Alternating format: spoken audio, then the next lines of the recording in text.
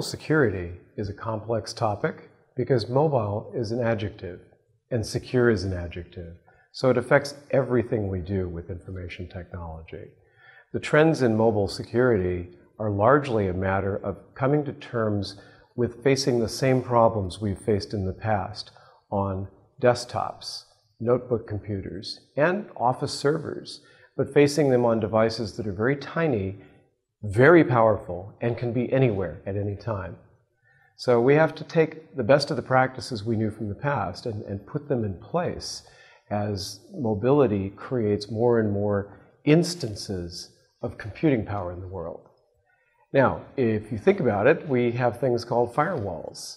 But firewalls are back in the office, connected to the wall of the building, if you will, and protecting the entire building. What happens when a phone or a tablet goes outside and the user says, I don't want your technology on my device. I want to do it my way. Well, suddenly we have a device that's completely undefended. So we have to start over and say, can we put a firewall out there? Or do we have to do something else? In fact, what's happening is that it's hard to put all of the conventional defenses that we used in the office and on bigger computers onto these small devices. And remember, small is really small. It can be a gas pump. It can be a watch on your wrist. It can be anything. So we have to look for new ways to do this. The big trend in mobile security is to write applications that can defend themselves. When the application starts, it knows where it is. It can verify that it's in the right country, it's on the right network, that it is talking via certificate to a trusted source.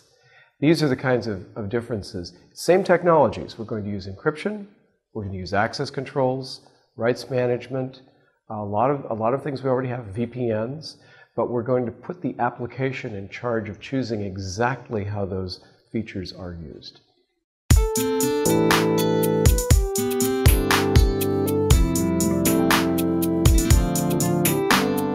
The risks that most companies face immediately with the rise of mobile devices is simply the number of ways that information can leave the company on these devices without anyone knowing. Think back a few years. In a time frame just a few years back, we would carry one device. We'd carry a computer that was a notebook running Windows. It was owned and maintained by the company. So it was a pretty good device in terms of protecting our information. Today we carry the notebook computer, but we may not own, the company may not own it. It may be ours. We carry a phone. We carry tablets. We carry lots of other things. Every one of them is storing instances of the company information. So the biggest problem we're running into is companies just don't know where their information is anymore. And of course the next thing happens is I synchronize it to some service on the internet. Now there's another copy. And I share it with someone else who's not in the company. My biggest worry right now is that companies don't take the time to understand just how far their data is moving. Now, let's say your data doesn't even get damaged in the sense that nobody steals it. But let's say you need a copy of that report you made last week. Where is it?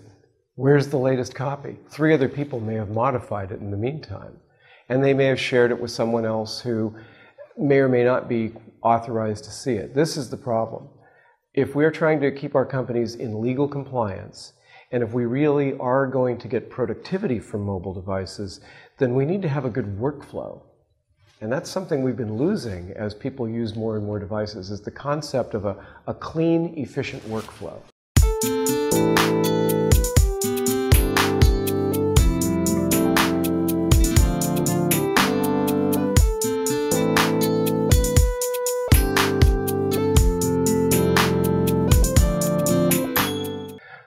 Again, if we think back to a few years ago, where all we carried was a notebook computer and the company owned it, we didn't have a lot of trouble managing both devices and apps. It was really the same thing. And now as we look around on the landscape, we have people carrying Windows phones, we have people carrying Blackberries, Android devices, Apple devices. And in the Android world, there are thousands of variations. The idea of managing devices is a good one. But it's very difficult when there's so many different exceptions to the plan. Most companies would like to keep the number of mobile devices down to a simple number so that they could actually be able to predict that they could support them. And this is one of the problems with the bring your own device world. Everyone thinks bringing their own device was supposed to save the company money. It's actually a lot of work.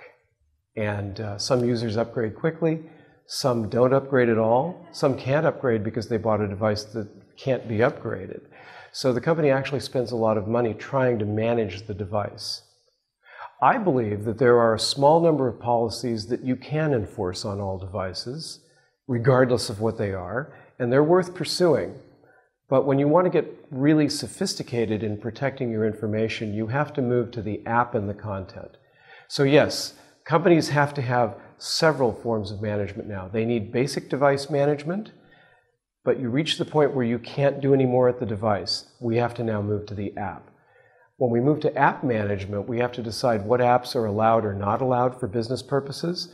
We have to choose those apps on their ability to encrypt and use access controls, and then we need to be able to manage them under a policy. So we need a mobility management framework that will manage application policy. Then we have the data itself. We can transfer the data around all of our devices and to other people. The data has no knowledge. It's not an app. It's just there.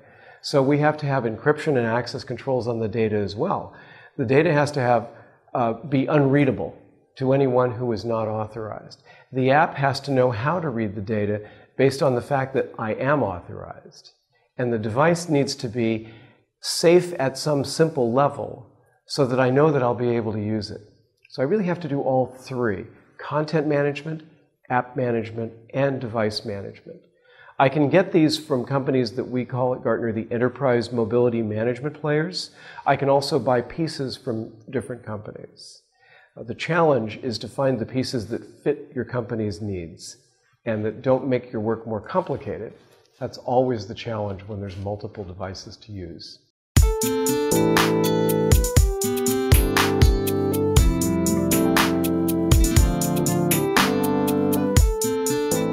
The most common failures in mobile security come around devices not being checked for their basic health.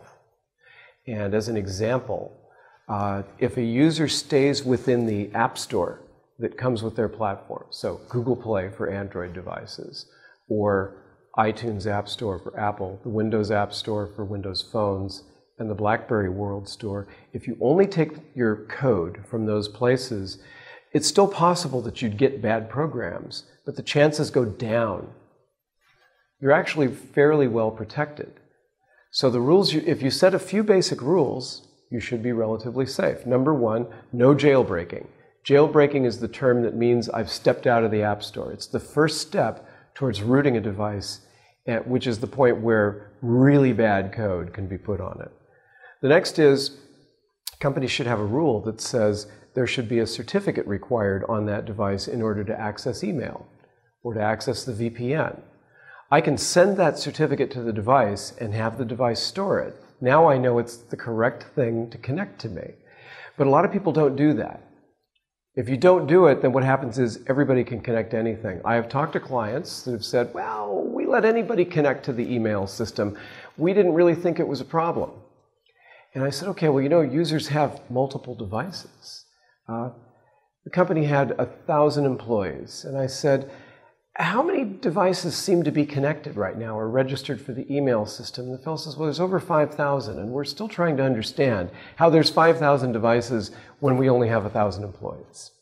And of course, you know what some of those are. Those are devices that are sitting in a drawer and not being used, but they're connected if they ever power up. They're devices that are being sold as used devices or traded or given to children, and they still have access to the company email unless somebody removes it. Until your password changes, those devices are in. So the certificate stops that from happening. The big mistake is not having things like certificates, not having no jailbreak rules, so that if a device tries to connect and you see that it's jailbroken, you say, oh, you're not going to work with us. We're going to disconnect you until that's fixed. Those are probably the two most important rules to follow and two of the biggest sources of failure. Now, another one is the short PIN code.